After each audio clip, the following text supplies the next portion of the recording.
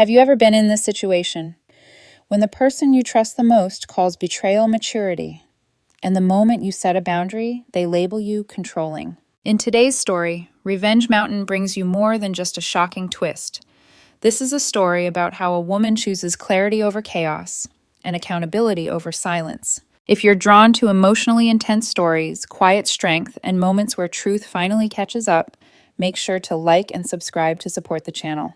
And if you have a story of your own or a topic you want us to explore, leave a comment below.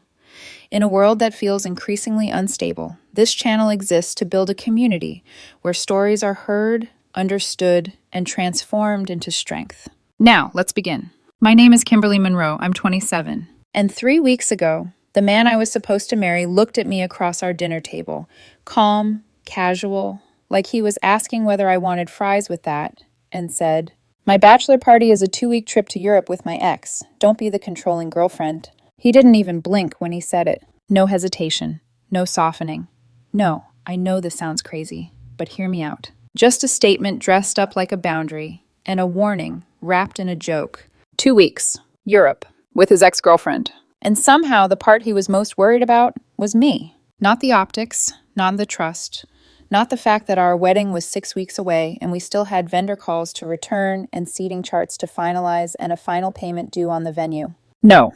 What he feared was that I might react in a way that made him feel guilty. The restaurant was one of those quiet places with dim lighting and polite servers who could glide past your table and pretend they couldn't hear the tension rising in your voices. Candlelight reflected off the wine glasses. Soft music. A couple at the next table was sharing dessert, smiling like their life was a commercial. I stared down at my salad because if I looked at him too long, I might see something I couldn't unsee. He was across from me in a navy button-down. I had steamed that morning because he said he'd looked wrinkled in photos lately. His jaw was clean-shaven. His hair was styled like he'd spent time in front of the mirror. He looked like a groom. He did not look like a man who had just asked for permission to disappear into Europe with the woman he used to sleep with. I set my fork down, slow and careful, like the sound might shatter something. 2 weeks, I repeated. He exhaled like I was already exhausting him. Yeah. Europe? He nodded, then took a bite like this was normal. I waited.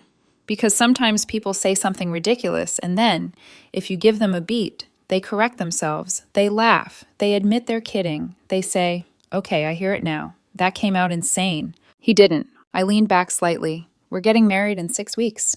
"It's fine." He waved a hand. "We leave in 10 days. Be back with 2 weeks to spare." 2 weeks to spare. As if the weeks before the wedding were just empty space. Like they weren't filled with fittings and final checks and family coordination and the small, private panic of trying to build a life with someone who, until that moment, I thought wanted the same things I did. "Who's going?" I asked. That was when he paused. Not long, barely a second, but it was there. A tiny hesitation that didn't belong in an honest conversation. Then he said it, casually, like a name dropped in a grocery list. Me, my friend group, and Sienna. The name hit the table like a glass knocked over. Sienna. His ex-girlfriend. The one he dated for 2 years before me. The one whose Instagram stories he still watched even when he said he didn't really use Instagram like that. The one who somehow showed up at 3 different places early in our relationship, at a bar, at a friend's game night, at a brunch, until I finally said lightly, "Does she just appear whenever you're happy?" He'd kissed my forehead and said, "Babe, she's in the group. Don't start." Don't start.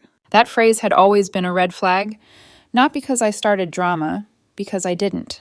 I was the woman who swallowed discomfort and called it maturity. The woman who smiled through the awkwardness because I didn't want to be the cliché, insecure girlfriend. I'd been proud of that once. Now it tasted like ash. "You want to go to Europe for 2 weeks, I said slowly, "with your ex-girlfriend." He rolled his eyes so hard it felt rehearsed. "Oh my God, here we go." I stared at him. "Here we go?" "This is exactly why I waited to tell you," he said, shaking his head like I'd proven his point. "I knew you'd make it weird." I laughed once. Short, sharp, not amused. How is it not weird? Because I'd said it out loud now. Plain, simple. Not dressed up in modern relationships or maturity or freedom. Just the truth. He leaned forward, voice lowering, like he was explaining something to a child. "Because we're adults. Sienna and I are friends. That's it. We've been over for 4 years. I watched him carefully as he said it. The smoothness, the confidence, the way he placed the words like bricks in a wall. Friends. Over. 4 years. That's not the point, I said. It is the point, he snapped, and then he softened instantly, as if he remembered he was supposed to be the calm one. Kimberly, you need to get past this insecurity thing. The phrase landed like a slap. Insecurity thing. Not my concern, not my boundary, not my discomfort. A flaw in me. I blinked. Insecurity? Yeah. He looked me up and down like he was evaluating me. It's not attractive. I felt heat crawl up my neck, but my voice stayed steady. I'm not insecure because I don't want my fiancé vacationing with his ex. He laughed under his breath. I'm marrying you, aren't I? That should be enough. That should be enough. As if the ring made everything else irrelevant. As if commitment was something he could flash like an ID whenever he wanted to shut me up. I sat there, hands folded in my lap, my nails pressing into my skin. I could hear my own pulse in my ears. The conversation went in circles for almost an hour. Every time I raised a concern, he flipped it into a character flaw. If I asked why 2 weeks, he called me controlling. If I asked why her, he called me immature. If I asked why he didn't tell me sooner, he said he knew I'd react like this, which somehow made his secrecy my fault. He used words like emotional maturity, trust, healthy boundaries, modern relationships, supporting your partner, and he said them like he was reading from a script someone had handed him. By the end, my chest felt tight, and I was so tired I could barely hear my own thoughts. He reached across the table and covered my hand with his, warm and firm, like he was sealing the deal. If you really loved me, he said softly, you'd support this. I looked at his hand on mine, at the ring on my finger, at the man I'd been building a future with. And something in me went still. Not broken, not hysterical, not panicked, just quiet. Because I realized in that moment that he wasn't asking for trust. He was asking for permission. Permission to disrespect me without consequences. Permission to test how far he could push. Permission to see if I'd swallow this like I'd swallowed everything else. I pulled my hand back. He watched me, eyes narrowing, waiting for me to do the thing he'd prepared for.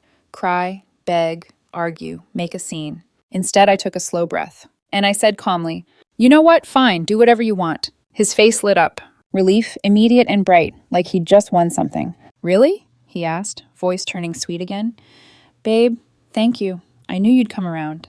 I smiled, small, controlled, not warm, not happy, just polite. Yeah, I said. He leaned over, kissed my cheek, and whispered like he was proud of me. This is why I love you, he murmured. You get it.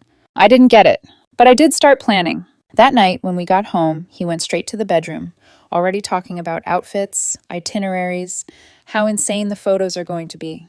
He was giddy, like the trip itself was a prize. I stood in the kitchen alone, staring at the fridge where our wedding countdown calendar was stuck under a magnet shaped like a little champagne bottle. 6 weeks. I could still hear his voice in the restaurant. Don't be the controlling girlfriend. I picked up my phone. My thumbs hovered over the screen. Then I opened my notes app and wrote a single line. Cancel everything, quietly, efficiently, before he lands. I didn't sleep much. In the morning, I made coffee. I answered one work email. I smiled at him when he walked into the kitchen like nothing had happened. Then, as soon as he left for work, I sat down with my laptop and started making calls. The first one was to the venue. My finger hovered over the number for a long beat, because even then, some part of me wanted to believe this wasn't real. But my hand didn't shake. And when the coordinator answered with her bright, professional voice, I heard mine respond just as steady. Hi, I said. This is Kimberly Monroe. I need to cancel my wedding reservation. The truth is, by the time he told me about the trip, the imbalance had already been there for a long time. I just hadn't named it yet. When people hear we were engaged at 27, they assume things move fast, that we were reckless, that it was all passion and optimism and ignoring red flags because love felt good. That wasn't us. We were careful, deliberate, at least I was. We met when I was 24 and he was 28, both tired of chaos, both claiming we wanted something stable. I had my own apartment, a job that paid better than most people our age, and a stubborn streak that came from growing up knowing no one was going to catch me if I fell. He liked that about me. He used to say it all the time. I love how capable you are, he'd tell friends. She's got her life together. At first, it sounded like admiration. Later, I realized it was relief. From the beginning, I paid more, not because he demanded it, but because it made sense. I earned more. I budgeted better. I was the one who thought 3 steps ahead. So when we talked about marriage, it felt natural that I'd take the lead on planning. Venues stressed him out, he said. Too many details, too many decisions. I'll go along with whatever you want, he promised. You've got better taste anyway. That should have been a warning, because what he meant was, I'll let you do the work, and I'll reserve the right to say no. The deposits alone were brutal. Venue, caterer, photographer, DJ, florals. I put down most of it. Tens of thousands, spread across months, tracked carefully in a spreadsheet I updated late at night while he watched videos on his phone beside me. When it came time to talk about his bachelor party, he laughed. I don't need anything crazy, he said. Just something low-key. Low-key, apparently, meant international travel. 3 months before the wedding, I transferred him $4,000. He asked for it casually, like it was obvious. I'll need some help covering things, he said. Suit, alterations, bachelor stuff. I'll pay you back if it goes over. I didn't even hesitate. I trusted him. He told me the suit was expensive, custom fit. He sent me a mirror photo, navy, clean lines. He looked good. He said alterations alone were almost $1,000. I never asked for receipts. Why would I? We were getting married. Looking back, that's the part that stings the most. Not the money, but how easily I handed over my trust.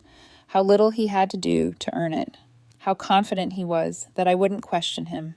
Because I rarely did. And then there was Sienna. She'd been there since the beginning, hovering at the edges of our relationship like a ghost neither of us acknowledged properly. She's just part of the group, he'd say whenever her name came up.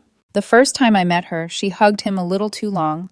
Her hand lingered at his waist like muscle memory. She smiled at me with that polite, assessing look women get when they're trying to decide whether you're temporary. I told myself I was imagining it. I told myself I didn't want to be that woman. So when he liked her posts, I ignored it. When she commented inside jokes I didn't understand, I smiled and scrolled past. When she showed up at places without warning, I told myself it was coincidence. She's not going anywhere, he said once when I finally brought it up, and neither am I. What he didn't say was that he never planned on drawing a boundary. The bachelor trip made that painfully clear. Once he told me about it, pieces started clicking into place, moments that hadn't made sense before. Why he'd been vague about dates. Why he'd brushed off questions about the guest list. Why Sienna's name had come up more often lately, always framed as harmless. By the time he left for work the morning after our dinner, I was already replaying conversations in my head, seeing them differently. Hearing the pauses, the deflections, the way he'd managed to make every uncomfortable moment feel like my problem. Still, I acted normal. I kissed him goodbye. I asked if he wanted coffee. I listened while he talked about flights and packing lists and how excited he was. You're being really cool about this, he said, grinning as he grabbed his keys. I knew you'd understand. I watched him leave. Then I sat down and opened my laptop. The first few calls were mechanical. Venue, vendors, calm explanations, polite voices on the other end of the line. The woman at the venue paused when I told her why. A 2-week international trip with his ex? She repeated carefully. Yes. There was silence. Then, I'm going to see what I can do. When she called back later to confirm the deposit would be refunded as an exception, I closed my eyes and exhaled for the first time all day. That money didn't go back into savings. It went straight into something else, something quieter, something surgical. The private investigator came highly recommended, licensed, professional, unemotional. He didn't flinch when I explained. 2 weeks overseas, he said, jotting notes. Ex involved. Wedding imminent. Yes. I can't physically follow them, he continued, but I can monitor bookings, social media, and I have a contact overseas who can observe if needed. How much? $8,000 minimum, more if it escalates. I thought about the deposit, about the $4,000 I'd given my fiancé, about the suit, the alterations, the lies I hadn't proven yet. Do it, I said. Over the next few days, my fiancé was happy, genuinely happy. He packed new clothes, bought things he'd never shown interest in before, spent hours on FaceTime with friends, laughing, planning, getting hyped. Sienna's name came up constantly. She found this incredible place in Rome. She knows all the best spots. She's always been good at planning trips. Each mention landed heavier than the last. The night before his flight, he hugged me tight in bed. You're amazing, you know that? He said. Most women would freak out. I stared at the ceiling in the dark. I just want you to have fun, I replied. He kissed my forehead. I love you. The morning of the flight, I drove him to the airport. He was buzzing with energy. Kissed me goodbye. Promised to text when he landed. Don't work too hard, he said with a wink. I'll bring you something cute. I smiled, waved, watched him disappear past security. I didn't cry. I waited until his plane was in the air. Then I made another call. By the time he landed in Europe, the wedding was already unraveling. He just didn't know it yet. By the time his plane landed in Europe, the wedding was already over. He just didn't know it yet. The decision had been made quietly, without drama, without announcements. No tears on the kitchen floor, no screaming phone calls, just a series of calm conversations, polite explanations, and confirmations sent by email. What remained wasn't emotion. It was documentation. After I hung up from the video call on day 6, the one where he smiled into the camera, tipsy and sunburned, telling me how free he felt, I didn't reach for the phone again. That part was done. The wedding had been canceled administratively. Deposits addressed, vendors notified, calendars cleared. What came next wasn't about logistics. It was about evidence. I opened a new folder on my laptop and titled it with the date. Inside, I created subfolders: contracts, bank transfers, messages, screenshots, timelines. I saved everything. The $4,000 transfer I'd sent him 3 months earlier, clearly labeled wedding expenses. The confirmation emails from vendors showing I'd paid the majority of the deposits. The text messages where he reassured me again and again that Sienna was just a friend. I wasn't angry. That surprised me. I felt methodical, like someone who had finally stopped trying to be understood and started preparing to be believed. Dominic's next update came that evening. This one was longer, more detailed. Subject and Sienna checked into the hotel under a single reservation. Reservation made 6 weeks prior, paid with subject's card, other members of the group staying separately. 6 weeks, before he ever mentioned the trip, before the dinner conversation, before the accusations, before I was told not to be controlling. I read the line twice, then a third time. That was the moment the last thread snapped, not emotionally, but intellectually. The benefit of the doubt evaporated. This wasn't impulsive. It wasn't careless. It was planned. There was another paragraph. Observed behavior consistent with romantic involvement. Dinner reservations booked for 2. No evidence of group dining on multiple nights. Photos followed. I didn't rush through them. I examined each one slowly, noting timestamps, locations, angles. His hand on her knee. Her fingers hooked casually through his belt loop. The way they leaned toward each other like gravity was doing the work. They didn't look guilty. They looked comfortable. That hurt more than anything else. I saved the images into the folder. Then I called Trevor. I have confirmation, I said. This wasn't a group trip. There was a pause. Tell me everything. I did. He listened without interrupting. When I finished, he exhaled. Okay, here's what we do next. He explained my options calmly, professionally, like we were discussing a contract dispute, not the end of a relationship. Fraud, misappropriation of funds, breach of promise. The key, he said, is that you can show intent, deception, money given for a specific purpose, used for another.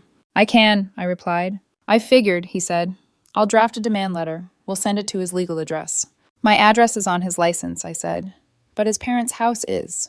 That works, Trevor replied. Even better. When we hung up, I added another folder. Legal. That night, my phone buzzed with a text from him. Him. Miss you. Wish you were here. Me. Looks beautiful there. Enjoy it. I didn't feel like I was lying, because in that moment, the man texting me wasn't my fiancé anymore. He was the subject of a case I was building. Over the next few days, the pattern became impossible to ignore. Sienna and him, alone, together, over and over again. The others appearing occasionally, just enough to maintain plausible deniability. Carefully curated photos posted online, cropped angles, group shots spaced just far enough apart to suggest normalcy. But Dominic's updates told a different story. And I believe the receipts more than the performance. On the 10th day of his trip, I stood in my apartment, quiet, orderly, mine, and realized something else had shifted. I wasn't waiting anymore. Not for explanations, not for apologies, not for him to come home and talk. That phase was over. Whatever confrontation was coming, it wouldn't be emotional. It would be procedural. His return flight was scheduled for a Tuesday afternoon. He'd texted me the details, assuming, of course, that I'd pick him up. I didn't correct him. I didn't argue. I forwarded the flight number to Trevor instead. By the time his plane touched down, everything that mattered would already be in motion. And this time, he wouldn't be the one setting the terms. The first full report arrived while I was in a meeting. My phone buzzed once on the table, screen lighting up with Dominic's name. I didn't open it. I didn't need to. I already knew that whatever he'd sent wasn't small. I waited until I was back in my car, door closed, engine off. Then I opened the file. It was 12 pages long. Not dramatic, not emotional, just facts, laid out cleanly, chronologically, with dates, times, locations, and supporting material attached like a spine holding everything upright. I scrolled slowly. Day 1. Arrival. Separate greetings from the rest of the group. Taxi together. Check-in at the boutique hotel. Same reservation. Adjoining rooms. Booked weeks in advance. Day 2. Breakfast together. No other members present. Midday sightseeing. Dinner reservation for 2. Physical contact observed. Day 3. Group appearance briefly in the afternoon. Evening spent alone again. Overnight stays unchanged. The pattern repeated itself over and over. They weren't sneaking around. They weren't even trying very hard to hide it. They were moving like people who assumed they wouldn't be questioned. Like people who believed the story they'd rehearsed would protect them. I reached the section titled Financial Cross-References. My stomach tightened. Dominic had pulled what he could legally access: credit card activity, booking platforms, transaction timestamps, the hotel reservation charged to his card, the travel agency fee, $2,100, the date, 4 days after I transferred him the $4,000. I stared at that line for a long time. 4 days. Not months later, not vaguely overlapping. 4 days. The report didn't accuse. It didn't speculate. It simply aligned facts in a way that made denial impossible. At the end of the document, Dominic had included a short note. Based on available evidence, this trip appears to have been planned prior to disclosure to you and funded in part with money provided under false pretenses. I closed the file, sat there in silence, and felt something inside me settle. Not rage, not grief, finality. That night he video called me again. I answered. He looked relaxed, tanned, loose, happy, like someone who believed he was winning. "Hey," he said, "you look tired." "Work," I replied. "Deadlines." He nodded sympathetically. "You should take time off after the wedding. You deserve it." After the wedding, I almost smiled. He talked for a few minutes. About food, about architecture, about how spontaneous everything felt. He mentioned Sienna 3 times without realizing it. She found this amazing wine bar. She knows all the shortcuts. She always loved this city. I let him talk. Then I asked lightly, "Where are the others tonight?" A pause. Not long, but long enough. "Oh, different plans," he said. "You know how it is." I did. After we hung up, I forwarded the report to Trevor. He called me within 10 minutes. "This is solid," he said. "Better than solid. This is clean." "What does that mean?" I asked. "It means when he tries to spin this," Trevor replied, "he's going to run out of road very fast." The next morning, Trevor sent me drafts. A demand letter, a civil complaint, attachments indexed and labeled. I read everything carefully. This wasn't revenge. It was accountability. We filed 3 days before his return flight. The timing wasn't accidental. I wanted him served while he was still suspended between the fantasy and reality. Before he could come home, spin a story, control the narrative. The letter went to his parents' address, the one listed on his license. Tracking confirmation came through that afternoon. Someone signed for it. I wondered briefly who. His mother, maybe. His father. Someone who would open it and feel the ground shift under their feet. He didn't mention it. Not in texts, not in calls. Which told me he didn't know yet. Good. On the morning of his return, he messaged me like nothing had changed. Him.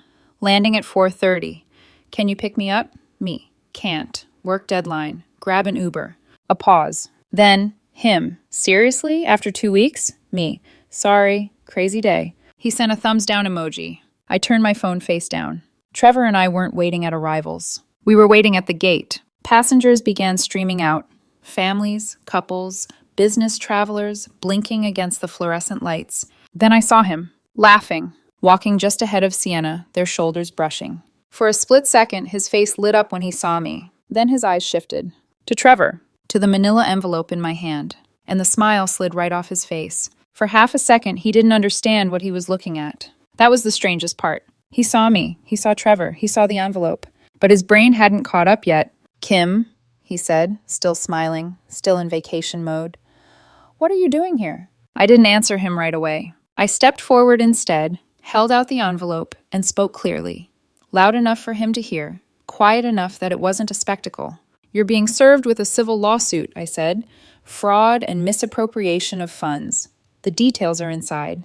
The words landed heavy and final. His face drained of color. What? He laughed once, sharp and confused. What are you talking about? Trevor stepped in smoothly. Sir, I'm her legal counsel. You've been formally notified. You have 30 days to respond. Sienna moved closer to him, brows furrowed. Is this a joke? No, I said, finally meeting her eyes. It's not. He looked back at me, panic flickering through the cracks of his confidence. Kimberly, this is insane. You can't just... The $4,000, I interrupted, keeping my voice steady. The money I gave you for wedding expenses. You used it to fund this trip. His mouth opened. Listen. That's not true, he said quickly. I paid for my suit. You saw it. I did, I replied. I also checked. Sienna frowned. Checked what? The receipts, I said, or the lack of them. He stepped closer to me now, voice dropping. We'll talk about this at home. There is no home, I said, and there's nothing to talk about. Trevor cleared his throat. Ms. Monroe has documentation showing that a $2,800 travel agency charge occurred 4 days after the transfer. The remaining funds were not used for wedding-related expenses. He stopped himself, eyes darting to Sienna. She stared at him. What charge? I turned slightly so she could hear me clearly. The boutique hotel, I said. Adjoining rooms. Same reservation. Booked 6 weeks ago. Her expression shifted, confusion giving way to realization. That was your card? She asked him. He didn't answer. That was your card? She repeated, sharper this time. He swallowed. It's not. I raised a hand. Don't.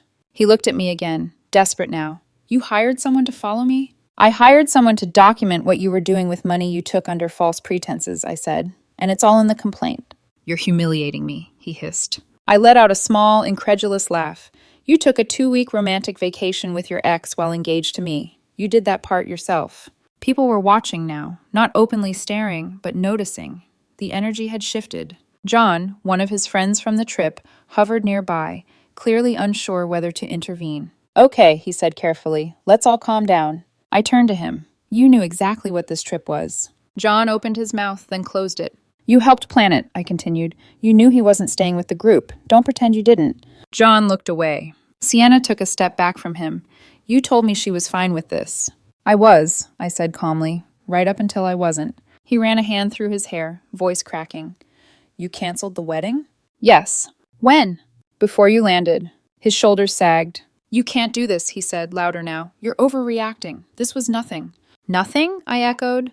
Then why lies? He didn't answer. Trevor glanced at his watch. We're done here. I turned to leave. Behind me, his voice rose, sharp, panicked. You're crazy! You didn't even give me a chance to explain. I didn't look back. In the parking garage, Trevor exhaled slowly. That was decisive. He deserved to know, I said. He nodded. Yeah, he did. We got food afterward. Nothing fancy. Just something warm and grounding. When I got home, my apartment felt different. Not emptier. Clearer. My phone started lighting up around 6. Texts, calls, unknown numbers. I blocked them all, except his. I'd need those messages later. His text came fast, spiraling. We need to talk like adults. You embarrassed me in front of everyone. Sienna is just a friend. You're blowing this up over nothing. My lawyer says you don't have a case. That last one made me smile. He didn't have a lawyer. Not yet. I set my phone down and leaned back against the couch. For the first time in weeks, my chest felt light. The chaos wasn't over, but the illusion was, and that was enough to breathe again. The first time he came to my apartment, I didn't open the door. I knew it was him before he knocked. I could feel it in this way the hallway went quiet, like the building itself was holding its breath. I was standing in my kitchen, phone in hand, watching the camera feed from the building's security app. His face filled the small screen, tense and pale, hair still damp like he'd rushed over without thinking. He knocked once, then again, then harder. Kimberly, he called through the door, voice tight. We need to talk. I didn't move. I stood there, barefoot on my kitchen tile, listening. You can't just do this, he said, knocking again. You blindsided me. You embarrassed me. This is insane. There it was. Not I hurt you, not I'm sorry. Just you made me look bad. I stayed silent. The knocking turned into pounding. I know you're home, he snapped. Open the door. I walked to my couch, sat down, and hit record on my phone. 20 minutes. That's how long he stayed out there, talking, yelling, pacing just outside my door. His tone swung wildly from anger to pleading to righteous indignation, like he was trying on emotions to see which one might unlock me. You're overreacting. You don't understand the whole story. Sienna means nothing. You ruined everything. When a neighbor finally opened their door and told him to leave or they'd call the police, he exploded. "This is between me and my fiancé," he shouted. "Not anymore," the neighbor said calmly. That was the first crack. He left shortly after, footsteps heavy, muttering under his breath. I saved the video, labeled it with the date, added it to the folder. The second attempt came the next day, through mutual friends. My phone lit up with messages from people I hadn't heard from in months. "Hey, can we talk? He's not doing great. I think there's been a misunderstanding." I ignored most of them. The ones I did answer got the same response. "There's no misunderstanding. There's documentation." That shut things down quickly. Stories started shifting after that. At first, he painted himself as the victim. "She freaked out over a harmless trip. She's controlling. She hired someone to spy on me." Some people believed him, for about a day. Then questions started. Why was Sienna staying with him instead of the group? Why were the bookings under his name? Why was the trip planned weeks before Kimberly even knew about it? He couldn't answer those. And silence doesn't play well in the court of public opinion. His sister called me 2 days later. "I hadn't expected that." "Kimberly," she said quietly. "Is it true?" I didn't ask what she meant. "Yes," I said. She exhaled. "I told him not to go." That stopped me. "What?" "I told him it looked bad," she continued. "I told him it would blow up. He said you were cool with it, that you trusted him." I closed my eyes. "He told me you approved," she added. "Like, really approved." A bitter laugh slipped out before I could stop it. "No," I said, "I didn't." There was a long pause. "I'm sorry," she said finally. "For what it's worth, you dodged a bullet." After that, his messages changed. Less rage, more panic. He sent long texts at night. Confessional, rambling, contradictory. "I never meant to hurt you. It just happened. You're twisting things. I was going to tell you." One message stood out. I thought I could handle it. Handle what? The lies? The overlap? Or the fact that he'd built his life on the assumption that I'd always be the one to compromise? Trevor called me the following morning. He tried to access the joint savings account, he said. My grip tightened on the phone. "What?" "He went to the bank in person," Trevor continued. "Demanded access. They called to confirm. I told them the account was closed." I closed my eyes, anger flaring sharp and sudden. I'd emptied it the day after the airport. My money. 90% of it. The bank flagged his attempt anyway. Documented it. Another piece of the pattern. "He told them you were financially abusive," Trevor added. I laughed, short and humorless. Of course he did. That afternoon, his mother started calling. My mom, my dad, even my grandmother. Voicemails, each more dramatic than the last. How devastated their family was. How heartless I was being.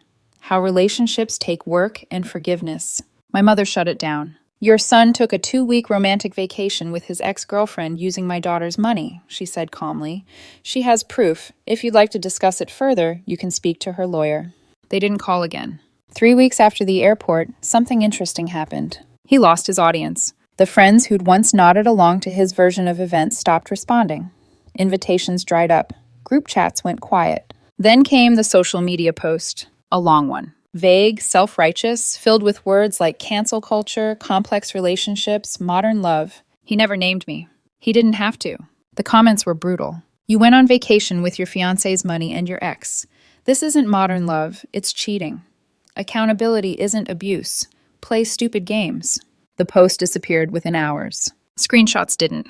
By then, he wasn't angry anymore. He was scared, because the one thing he'd always relied on, control, was gone. And he finally understood that no amount of charm, excuses, or rewriting the story was going to give it back. The first official response from his lawyer arrived on a Tuesday morning. It was aggressive. Too aggressive. Trevor forwarded it to me with a single line of commentary. "This tells me everything I need to know." The letter accused me of harassment, of defamation, of unlawful surveillance.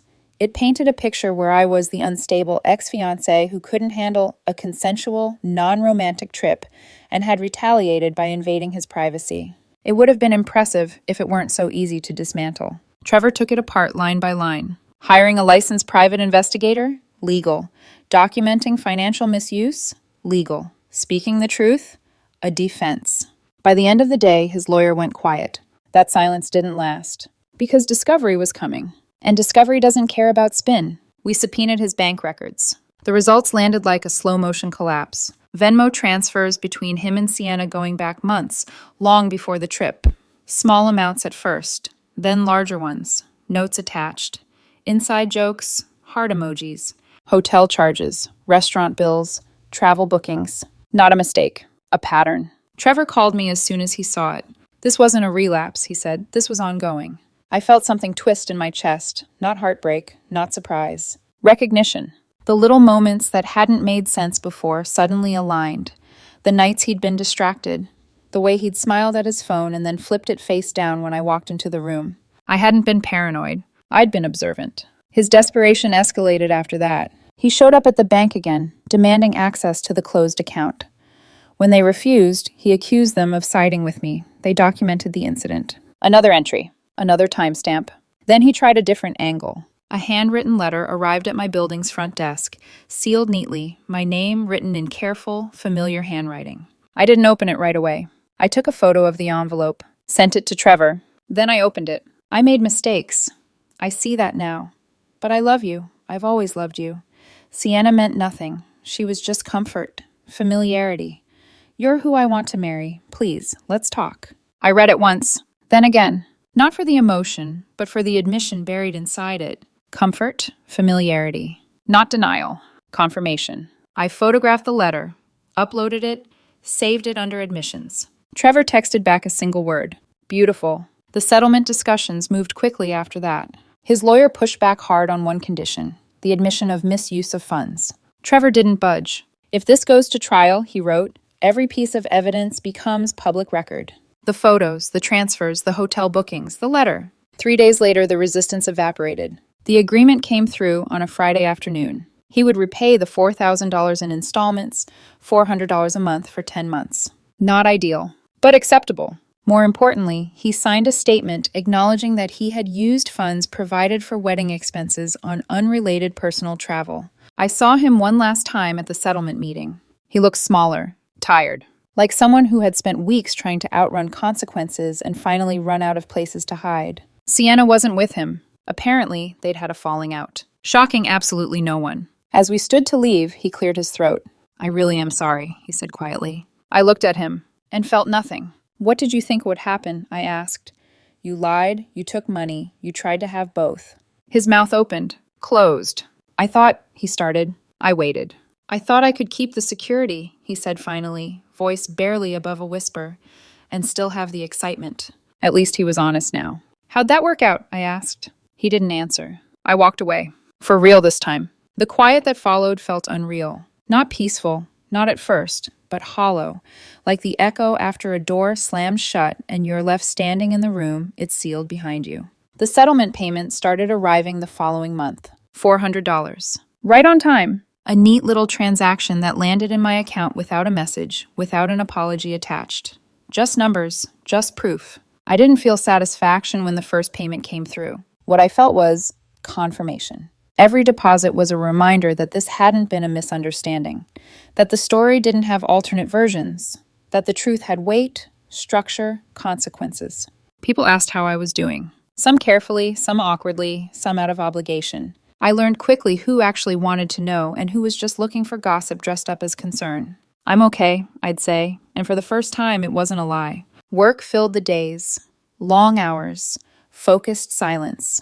The kind of productivity that comes when your emotional bandwidth isn't being siphoned off by someone else's chaos. At night, my apartment felt different than it used to. Still quiet, but no longer tense. I rearranged furniture, took the wedding countdown calendar off the fridge, tossed it without ceremony. No dramatic soundtrack, no tears. Just space. His name came up less and less. Mutual friends stopped checking in, not because they didn't care, but because there was nothing left to say. The story had settled. The questions had answers. Through the social media grapevine, I heard things. He was living back at his parents' place for a while. He was working on himself. He was keeping a low profile. Sienna apparently had moved on quickly. She posted a photo a month later, her arm looped through someone else's, caption vague, smiling like nothing had happened. I didn't block her. I didn't need to. That chapter no longer reached me. One night, about 6 weeks after the settlement, I ran into someone I hadn't seen in years at a friend's birthday party. We talked, laughed, compared notes on life like adults who'd survived a few things. When I told him, briefly, what had happened, he raised his eyebrows. You handled that competently, he said, Most people would have lost their minds. I smiled. I almost did. He grinned. Dinner sometime? I said yes. Not because I needed something new, but because I wasn't afraid of it anymore. On our second date, I told him everything. Not the dramatic version, the factual one. The trip, the money, the lawsuit, the airport. He listened without interrupting. Then he laughed, shaking his head in disbelief. So let me get this straight, he said. Your ex tried to gaslight you into accepting a vacation with his ex. You hired a PI, caught him, served him at the airport, and sued him for fraud. Pretty much. He leaned back, impressed. That might be the most competent response to betrayal I've ever heard. I laughed, and this time it came easily. The last payment hit my account 2 months later. I watched it clear. Then I closed the folder on my laptop, the one labeled with dates and evidence and endings. I didn't delete it. I didn't need to. It wasn't about erasing what happened. It was about knowing I didn't have to carry it anymore. Some people said I was too harsh, that I should have talked to him first, that I should have given him a chance to explain. But here's the thing. He had chances. Every time I asked a question, every time I set a boundary, every moment honesty would have changed everything. He chose manipulation instead. The lawsuit was never about the money. It was about accountability, about drawing a line so clear it couldn't be argued away or reframed as insecurity. And now? Now my apartment is quiet again. But this time it's the good kind, the kind where nothing is missing.